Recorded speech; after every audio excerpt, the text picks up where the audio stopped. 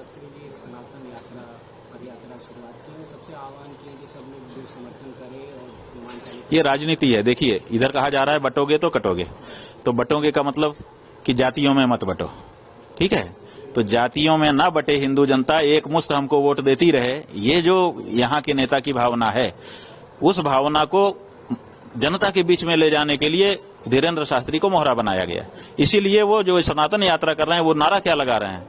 नारा लगा रहे हैं जात पात की करो विदाई और हिंदू हिंदू भाई भाई। तो जात पात की बिटाई करो, माने जात पात से बट रहे हैं। यही तो कह रहे हैं ना कि बटोगे तो कटोगे, तो माने जात पात में मत बटो। दूसरी पार्टियां जो है वो जात पात की राजनीति कर रही हैं, तो वो ये कह रहे हैं कि जात पात में मत बोलो, हिंदू हिंदू रहो ताकि थोक वोट हमको मिले।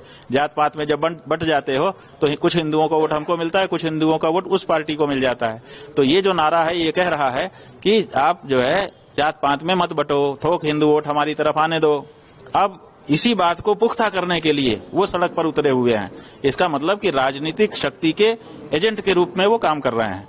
अब वो कह रहे हैं कि जात पात की करो विदाई और हिंदू हिंदू भाई भाई। अब हिंदू में तो जाति ही होती है, हिंदू की पहचान क्या है? जैसे ही कहेगा कि आप कौन हो, आप कहेंगे हिंदू। अच्छा, कौन बिरादर हो?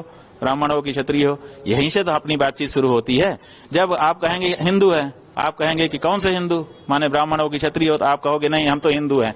आपके ऊपर कोई भरोसा करेगा? बताओ। आप अगर अपनी बहन का विवाह करने गए हो, जिसके घर में गए हो उसके यहाँ जाके पूछोगे क्यों भाई, आप तो हिंदू तो बट नेचुरल हुआ ही है।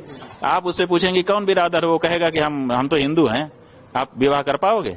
नहीं कर पाओगे। क्यों? क्योंकि वो हमारी परंपरा है, हमारे यहाँ वर्णाश्रम का विचार है।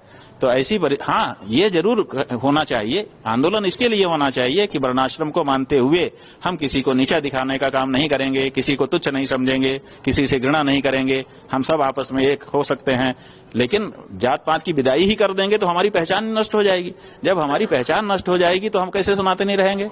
तो ये जो बात हो रहा है, ये तो जैसे ही कहते हैं कि जात पात की करो विदाई, वैसे ही सनातन धर्म नष्ट हो जाता है।